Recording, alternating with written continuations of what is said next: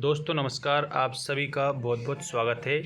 आज कक्षा 12वीं वाले स्टूडेंट्स के लिए हम लेकर आ चुके हैं प्रबंध का इम्पोर्टेंट क्वेश्चंस। देखिए, जो प्रबंध वाला जो चैप्टर है उससे रिलेटेड जितने भी महत्वपूर्ण क्वेश्चन हैं सारे के सारे क्वेश्चन आपको इस वीडियो के माध्यम से मैं बता दूंगा। देखिए, आप लोगों की जो अर्धवार्षिक परीक्षा है उसमें बहुत सारे प्रश्न इसी वीडियो से देखने को मिलेंगे, तो आप बिल्कुल अंत तक वीडियो को देखेंगे। कक्षा 12वीं और आप लोगों का जो बिजनेस स्टडी है इसके सारे मोस्ट इंपॉर्टेंट क्वेश्चन हमारे इस चैनल पर आपको बताए जा रहे हैं, तो चैनल को भी आप सब्सक्राइब करके और बेल आइकन को आप प्रेस कर लेना ताकि आने वाली सारी अपडेट आपको मिलती रहे।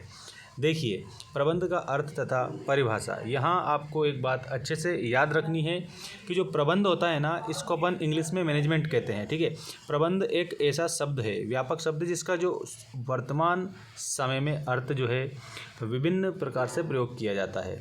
अगर हम देखें कि विस्तृत अर्थ में ये प्रबंध जो होता है एक ऐसी प्रक्रिया है जिसके अंतर्गत विभिन्न क्रियाएं, जिसमें नियोजन, संगठन, नियुक्तियां, निर्देशन, नियंत्रण, समन्वय आदि शामिल किए जाते हैं। ठीक है, इसमें आपको एक बात और बताना है। जो एक व्यक्ति थे जिनका नाम था पीटर एफ ड्रिकर, उन्होंने कहा था प्रबंध प्रत्येक व्यवसाय का गतिशील जीवनदायक तत्व है।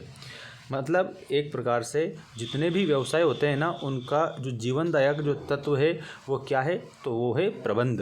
ये किसने कहा था? पीटर एफ ड्रिकर ने कहा था। ठीक है, उसके नेतृत्व के अभाव में उत्पादन के साधन केवल साधन मात्र रह जाते हैं, कभी भी उत्पादन नहीं बन सकते। ठीक है, अतः स्पष्ट है कि व्यवसाय के प्रत्येक पहलू में दिशा निर्देश जहाँ से दिए जाते हैं उन्हें हम प्रबंध कहते हैं। तो ये आप परिभाषा इस प्रकार से लिखेंगे आपकी परीक्षा में और याद भी रखेंगे।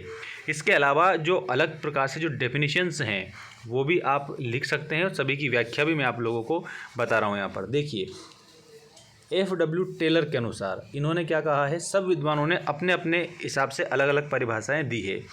तो F.W. टेलर ने कहा है कि प्रबंध यह ज्ञात करने की कला है कि आप क्या करना चाहते हैं, तत्पश्चात ये देखना कि सर्वश्रेष्ठ एवं मितव्ययितापूर्ण ढंग से कैसे किया जाता है। ठीक है, और बाकी ये जो इन्होंने जो व्याख्या दी है, ये व्याख्या भी इम्पोर्टेंट व्याख्या है ताकि आपको याद रहे और समझ आए ये। ठीक है, अब हेनरी फेयल ने जो परिभाषा दी है उसको भी आप देखेंगे। प्रबंध का आशय पूर्वानुमान लगाना है, मतलब कि पहले ही अनुमान लगा लेना है, योजना बनाना है, आदेश देना है, समन्वय करना और नियंत्रण करना भी होता है। ये जो परिभाषा है ये हेनरी फेयल की परिभाषा है और उन्होंने भी इस परिभाषा की व्याख्या दी है और क्या कहा है कि अभिप्रेरणा व निर्णयन जैसे महत्वपूर्ण कार्य जो है इसमें नहीं पाए जाते हैं।